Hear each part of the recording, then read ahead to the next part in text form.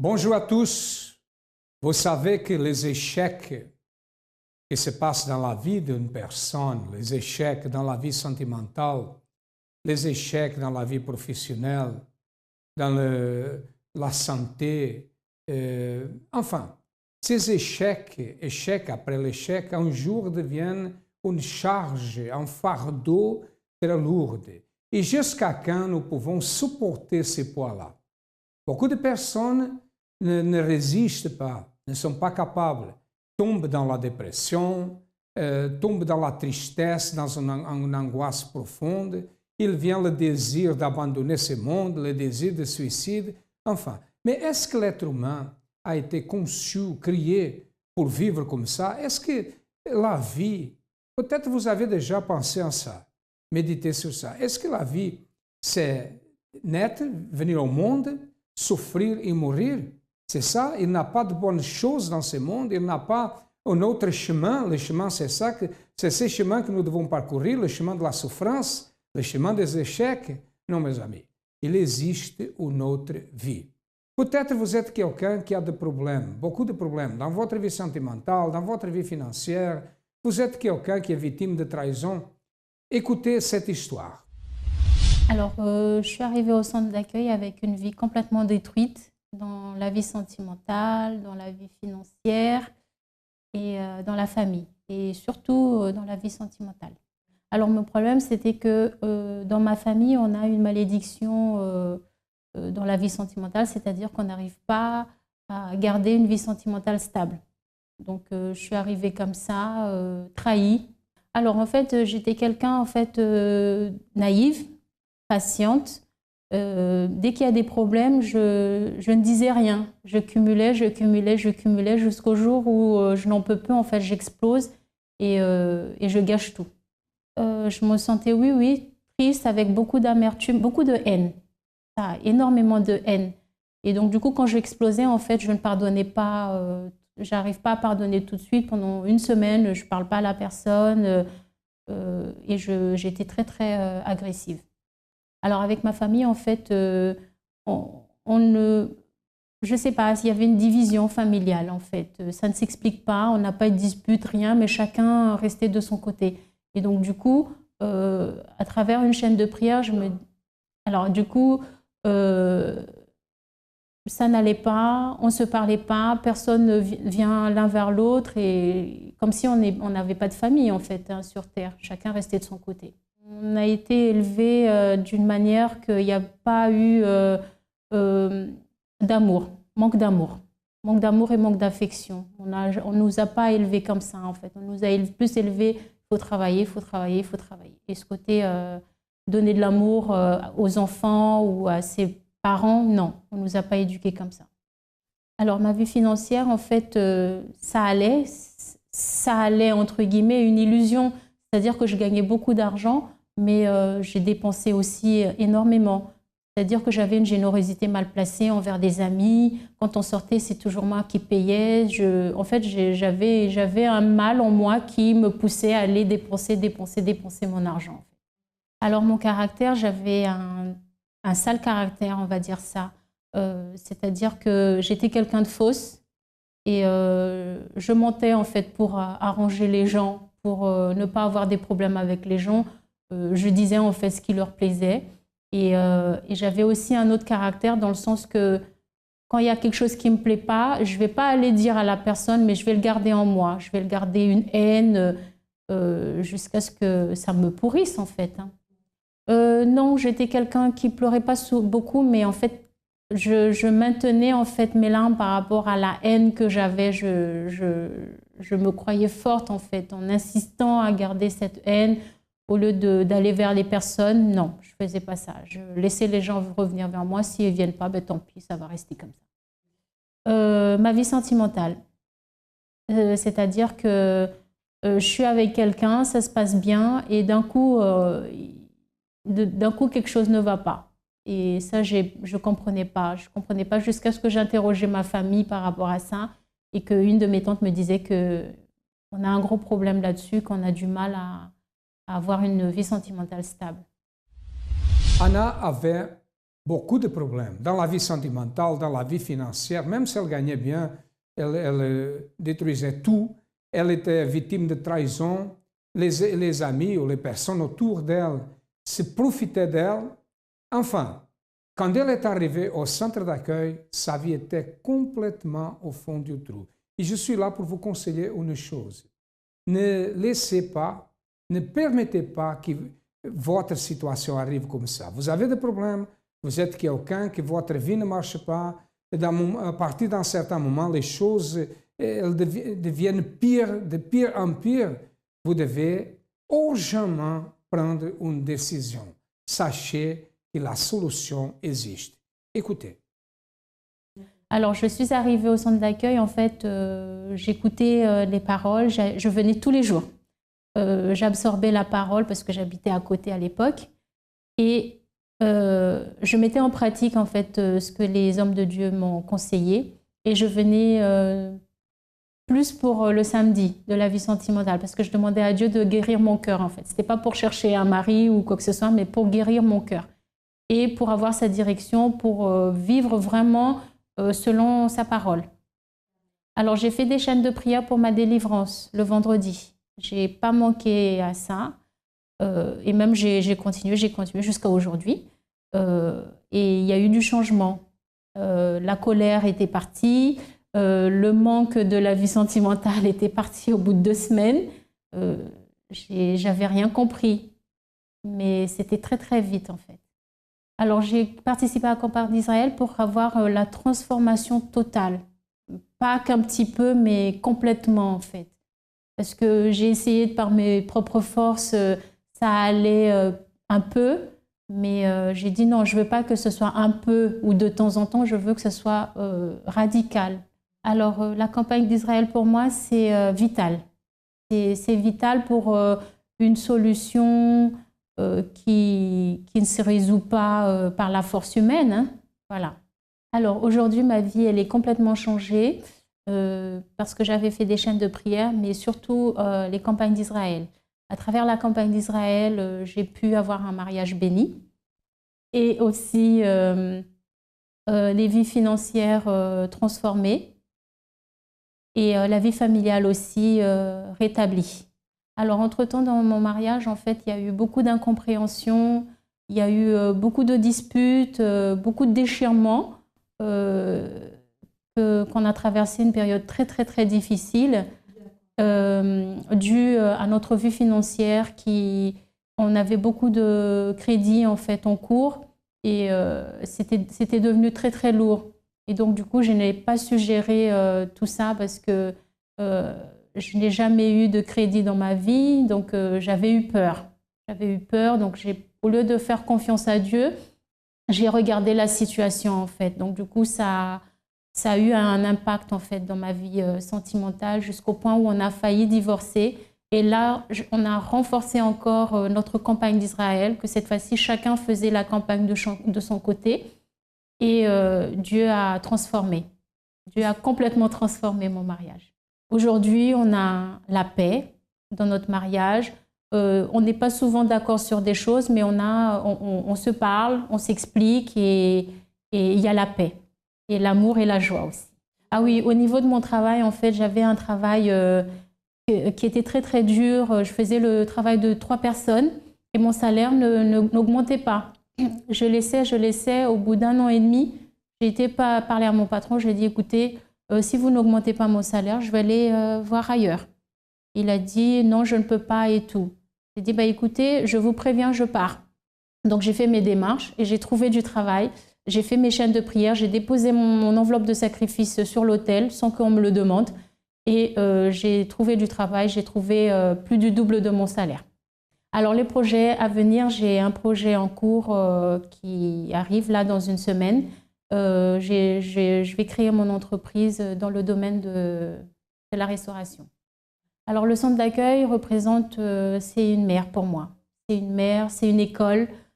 J'apprends beaucoup et j'ai beaucoup changé grâce au centre d'accueil. Donc, pour moi, c'est une mère. Alors, mon caractère, j'ai la paix. Avant, j'étais quelqu'un qui n'a pas beaucoup de confiance en moi, qui était très naïve. On me manipulait très facilement. Aujourd'hui, non, je ne me laisse pas avoir. Si je ne comprends pas quelque chose, je consulte la Bible, je consulte Dieu parce que c'est mon guide. Et aujourd'hui, par rapport à mon projet, je vais vers les gens, je vais vers les professionnels, chose que jamais j'aurais fait ça avant. Donc aujourd'hui, j'ai l'assurance en moi, j'ai la paix. Même quand il y a des factures ou des problèmes qui arrivent, les impôts, je dis que tout problème a une solution. Voilà. Voilà. Sa vie a changé complètement. Elle n'est plus la même personne. C'est comme si elle ressuscitait pour une nouvelle vie. C'est ça, la foi, c'est ça. Vous savez qu'on parle beaucoup de la foi. Quand nous parlons de la foi, nous pensons en croire que Dieu existe, en avoir une religion, avoir une église, participer à une église. Mais la foi, c'est plus que ça. La foi, elle donne des résultats, rend des résultats quand nous la pratiquons. Et au centre d'accueil, on enseigne à pratiquer la foi. Et quand nous pratiquons et nous avançons, voilà les victoires. La vie d'Anna, c'est déjà une réponse à ce que nous disons. C'est le témoignage de la pratique d'une foi intelligente. Alors, nous sommes là pour vous dire que la solution existe. Si vous avez quelqu'un, ou vous-même, vous êtes quelqu'un qui est victime de vices de jeu, vices de l'alcoolisme, de vices d'autres drogues, de cigarettes ou d'autres, c'est le prochain jour 14 de mai, le 14 de mai, qui c'est un jeudi, nous aurons la visite d'un homme qui a déjà aidé à guérir beaucoup de personnes, à délivrer beaucoup de personnes de vices. C'est le 14 mai, à partir de 20h, dans la salle Doc Pullman.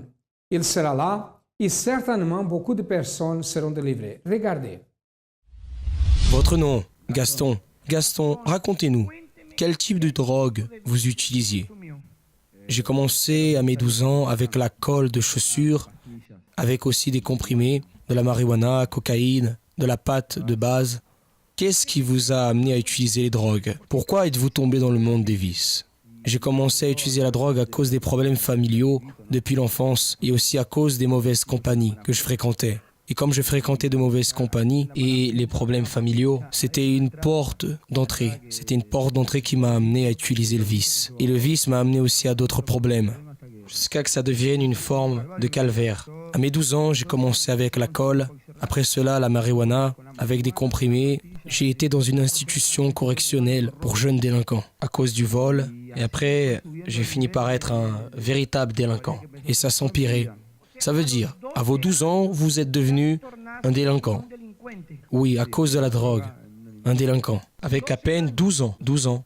Ça a été très mauvais. Je vois ça comme une réalité. Quelque chose qui s'est passé dans ma vie, qui fut très horrible. Parce qu'à travers cela, je suis sorti de cette institution. Pire, je consumais plus en plus la drogue. Je disais, non, je ne veux plus être dans un endroit fermé comme ça. Mais vous êtes sorti pour utiliser la drogue. Oui, je suis sorti pour utiliser la marijuana. Que faisiez-vous pour utiliser la drogue? Vous voliez tout le temps? Je volais beaucoup. Quelles sont les marques qui vous ont marqué dans cette vie? Ça m'a laissé beaucoup de marques. J'ai reçu un tir au pied, dans le corps, la peinture, des tatouages qui sont restés sur mon corps. En vérité, c'est que j'ai été très mauvais. Et dans les vices, l'unique chose que je rencontrais, c'était la destruction pour ma vie. Et dans ma propre famille, car j'ai des fils. Attendez, vous avez aussi des enfants? Et même comme ça, vous continuez dans cette vie? Oui, je continuais, de pire en pire. Combien de fils? Actuellement, j'en ai 5. Pendant combien de temps vous êtes resté dans cette vie de vice? 20 ans, 20 ans. Vous vouliez être un vicié? Non, je ne voulais pas ça. Je ne voulais pas être vicié, ni même un bandit. Au-delà de ça, j'étais une personne mauvaise. J'étais vraiment mauvais avec les personnes. Avec mes 15 ans, je volais des camionnettes réfrigérantes, de lait. Je faisais des vols. Je volais des choses beaucoup plus grandes aussi. Et à cause de cela, ma vie était vraiment risquée. Je participais souvent à des fusillades. J'allais voler ceux qui avaient de la drogue, des trafiquants. C'était un calvaire, ma vie. Qu'est-ce qui a fait que vous laissiez cette vie en arrière? J'ai presque perdu ma famille. J'ai fait que ma famille passe par des moments difficiles de misère totale. Tu voulais la drogue jour et nuit. Non, nous n'arrivons pas à sortir, ni même à nous détacher. C'est quelque chose que nous savons, que notre famille voit et ne supporte plus. La saleté, l'odeur, je n'avais rien fait pour laisser cela. Je tentais, mais je n'y arrivais pas. Je voulais, mais je n'y parvenais pas. Je pouvais pas. Et à chaque fois, je faisais plus. C'était horrible. Gaston, combien de temps tu n'utilises plus de drogue? Ça va faire plus de 7 mois. J'ai la certitude que ce sera pour toujours. Dès qu'il a commencé le traitement, Gaston a fait ce traitement et jusqu'à aujourd'hui, et comme vous êtes en train de dire, pour toujours, il n'est rentré dans votre organisme aucune drogue. Oui, et ce sera pour toujours. Aujourd'hui, je suis heureux. Il y a une guérison pour les vices. Oui, je l'affirme, j'affirme ça. Vous avez réussi. Oui, grâce à Dieu.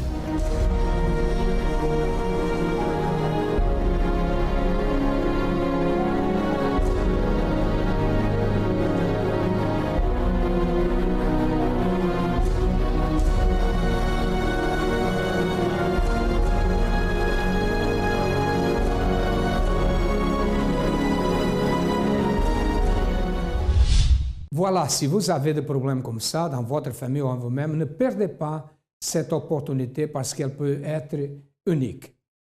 Un des grands problèmes aussi dans la vie de beaucoup de personnes, nous parlons de problèmes dans la vie sentimentale, nous parlons de problèmes dans la vie financière, nous parlons de problèmes dans la santé, mais là aussi les problèmes d'origine spirituelle, l'occultisme de personnes qui sont victimes de rituels, qui sont victimes de forces occultes.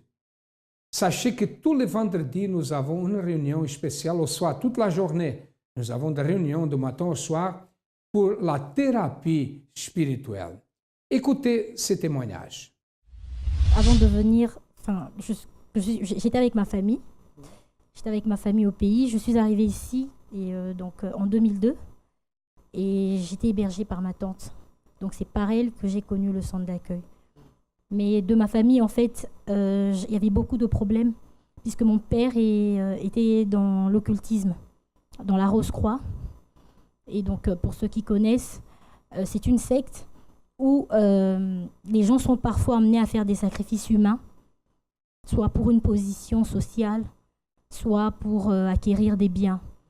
Et donc, mon père a commencé dès l'université, dans la secte, et au fur et à mesure, on demandait toujours plus. Donc, ce qui fait qu'à la maison, quand mon père et ma mère se sont mariés, ma mère ne connaissait pas encore Dieu. Après, quand ma mère a donné sa vie à Jésus, il y avait des confrontations, il y avait des conflits, des disputes au quotidien. Et à la maison, ça n'allait pas du tout. Ça n'allait pas. Et moi, personnellement, j'étais toujours malade. C'était 3 fois, 4 fois dans l'année, j'étais malade. Et c'était vraiment, des fois, je tombais dans les pommes à l'école, on me ramenait à la maison. J'étais vraiment dans une oppression constante. Et même à la maison, on sentait qu'il y avait quelque chose qui n'allait pas. On sentait qu'il y avait quelque chose qui n'allait pas, que papa, il faisait des choses qui n'étaient pas vraiment nettes. Donc, quand ma tante qui vit ici depuis 85 avait décidé de me prendre, je suis arrivée, donc je vivais chez elle. Mais spirituellement, le problème était pareil. J'avais peut-être changé de pays, mais j'étais toujours la même personne, avec les mêmes persécutions pendant la nuit, avec les mêmes craintes, les mêmes angoisses. Et c'est là que je suis arrivée chez ma tante. Donc quand je suis arrivée, c'est vrai qu'en arrivant à l'église, je trouvais un peu bizarre. J'aimais pas trop. Elle m'a dit, bon, moi c'est là que je vais, c'est là que je lutte, parce qu'elle aussi elle avait ses problèmes. Et au-delà de comment je suis venue, Dieu a permis que je connaisse le centre d'accueil. Et là, maintenant, la délivrance s'est faite. J'ai commencé à affronter toutes les situations. Quand j'étais avec ma famille, c'était différent. Là, j'étais moi-même face à moi. J'avais personne pour m'aider. J'avais plus ma mère pour m'aider en prière. Bien sûr, elle prie pour moi là-bas, mais je devais être face à mon problème moi-même. Et je devais prendre les armes de Dieu pour pouvoir vraiment résister. Parce que c'était pas évident au début. C'était vraiment... on sentait la menace. Mais grâce à Dieu, j'ai pu tenir avec la parole que j'ai écoutée. C'est surtout ça, écouter et pratiquer. Parce qu'ici, tout le monde est dans la foi. Mais quand j'étais dehors et que j'étais face à mon géant, c'est là que je devais réagir. Et tout était là dans la tête. C'est comme ça que j'ai pu tenir. Et ça fait 10 ans que je vis ici seule. Et c'est comme ça que je tiens. Et donc, dans la campagne d'Israël, j'ai dû sacrifier C'était pas facile. Je connaissais pas c'était quoi la campagne d'Israël et j'ai dû me lancer. Financièrement, c'était difficile. Je venais grâce à Dieu, Dieu avait ouvert une porte. J'avais pu trouver un travail, mais c'était à temps partiel et c'était pas évident. J'ai fait le sacrifice. Le résultat, j'ai pu obtenir un logement beaucoup plus décent qu'où j'étais parce que j'habitais juste ici à côté à Pantin et j'étais dans un 11 mètres carrés. Et donc là, j'ai pu obtenir un autre logement grâce à mon travail. Donc déjà, j'étais à temps partiel, mais on m'a donné quelque chose que je ne pouvais même pas espérer en étant à temps partiel dans le 91. Et c'est un endroit vraiment calme, bien, je n'espérais même pas. J'ai pu avoir le temps complet, CDI à temps complet. Et dans le service dans lequel je suis, j'ai dû évoluer. Je ne suis plus là où j'ai commencé. Oui, je suis plus haut, mais je ne vais pas m'arrêter là. Voilà. Donc, je continue à lutter jusqu'à aujourd'hui. J'ai pu obtenir mon titre de séjour, mais même la nationalité, toujours en sacrifiant toutes les campagnes. J'ai participé. Pas dire que j'ai participé, toutes les campagnes, je me suis lancée, mais vraiment de toutes mes forces. Je me suis lancée vraiment pour voir la différence spirituellement, parce que même si au départ j'avais vu des améliorations, mais c'était pas ça. Au fur et à mesure, j'ai compris que ce dont j'avais besoin, c'était d'être scellée à l'intérieur, d'être forte à l'intérieur. Parce que jusqu'aujourd'hui, j'ai des luttes. Il y a des luttes qui arrivent. Mais c'est cette force intérieure qui me permet de tenir. Que Dieu te bénisse. Elle était esclave. Esclave des forces du mal. Sa vie ne marchait pas. Elle était victime de rituels de sorcellerie et tout cela qui a été fait. Mais grâce à Dieu, grâce à la foi pratiquée au centre d'accueil, aujourd'hui, elle est délivrée, elle est une nouvelle personne. Nous allons maintenant écouter plus de témoignages. Mais avant de vous montrer d'autres témoignages, si vous avez besoin de notre aide, nous sommes situés, notre siège ici à Paris est situé au 254 de rue du Faubourg Saint-Martin, au 10e arrondissement. Le métro, c'est le métro Louis Blanc au Stalingrad. Si vous avez besoin de notre aide, comme je dis, les portes du centre d'accueil sont ouvertes. Il y a aussi d'autres adresses qui passent dans votre ordinateur. Regardez plus de témoignages. Quand je suis venue au centre d'accueil, j'avais ma vie totalement détruite, malade, envie de suicide. Après, Dieu, il a béni, il m'a transformée totalement. Et vu que Dieu, il avait déjà transformé ma vie, j'ai voulu faire part à ma mère, en pensant qu'elle allait accepter. C'était tout le contraire. Elle n'a pas accepté. Au contraire, elle m'a vraiment empêché de suivre Dieu. En ce moment, quand ce qu'elle a fait pour m'empêcher de suivre Dieu, elle a dû appeler mon travail pour me persécuter, prendre mon fils. Elle a dit qu'elle allait le jeter sur les rails, même me brûler. Elle a dit que ma soeur et moi, qu'on n'était plus ses enfants, qu'elle allait nous brûler, qu'elle ne voulait plus entendre parler de nous, qu'on n'était plus ses enfants. Ma soeur et moi, on a participé à la campagne d'Israël. Et même comme ça, le même jour qu'on a déposé notre sacrifice sur l'autel, notre père, il nous appelle, il nous dit que notre mère veut le tuer. Comme elle n'a pas pu, elle s'est ouvert les veines. Mais Dieu n'a pas permis et Dieu a transformé. Maintenant, elle est au centre d'accueil universel. Elle est totalement transformée. Elle dit qu'elle veut faire quelque chose pour Dieu, elle ne sait pas quoi. Comment était votre vie avant d'arriver au centre d'accueil? Alors, quand je suis arrivée au centre d'accueil, j'étais quelqu'un de malade parce que j'ai souffert pendant 25 ans de migraine, 11 ans de maux de ventre. J'avais une vie financière chaotique. Vous aviez quel type de problème de santé? J'avais la migraine. Migraine? Oui, et des maux de ventre pendant 11 ans et la migraine pendant 25 ans. Et j'ai un seul enfant qui ne s'entendait pas du tout avec moi et de surcroît qui était homosexuel. Je n'aimais pas aller travailler, je ne pardonnais pas et voilà, c'est comme ça. Et ça vous gênait, ça causait des problèmes de l'être comme ça? Écoutez, moi je disais que c'est le courant de tout le monde, donc j'étais comme ça, je vivais comme ça, mais en sachant que je sentais quand même ça vous causait la tristesse? C'est cela, voilà. Ok. Ça. Bon, par rapport à votre santé, comment êtes-vous aujourd'hui? Alors aujourd'hui, je suis guérie de ces maux de ventre. Je ne souffre plus de migraine. Je n'ai pas d'anémie, je n'ai pas d'hypertension parce que je souffrais aussi de tout cela. Et vous m'avez parlé que c'est la vie financière, n'est-ce pas? Oui, donc je n'aimais pas du tout aller travailler parce que je n'avais pas la joie dans mon cœur et la paix non plus, je n'avais pas cette paix. Et j'ai commencé à avoir cette joie d'aller travailler quand j'ai commencé à donner ma dîme parce que ça aide beaucoup dans la vie professionnelle. Donc je suis arrivée dans cette entreprise, j'étais veilleur de nuit. Et aujourd'hui, je suis travailleur social, je travaille avec une association qui aide les sans domicile fixe. Et ce travail, je l'ai acquis sans diplôme. Ce poste sur lequel je suis aujourd'hui, je suis là sans diplôme et je gère 2 sites deux plateformes, on va dire. 2 sites? Oui. Et vous n'avez pas de diplôme? Non, je n'ai pas de diplôme. Elle a des diplômes, amen. Oui, elle a. Elle dit qu'il n'a pas, mais elle a un diplôme qui a été donné pour le principal. Amen. OK. Et votre fils? Alors aujourd'hui, mon fils est libéré de cette homosexualité, mais c'est dû à un grand sacrifice que j'ai fait parce que j'ai participé à une campagne d'Israël et j'ai tout donné. J'ai donné mon cœur, mon âme, mes pensées, j'ai donné tout ce que j'avais, tout ce que je possédais, toutes mes économies parce que je me suis dit que de toute façon, il n'y aura pas d'autre solution pour moi que de tout donner. Et que ce Dieu, si c'est vraiment un Dieu, il va honorer ma foi. Et il a honoré ma foi. Après, je me suis quand même attelée à prier pendant 1 année pour que mon fils soit aujourd'hui à l'église. Et la semaine dernière, j'ai marié mon fils avec une ouvrière. Amen.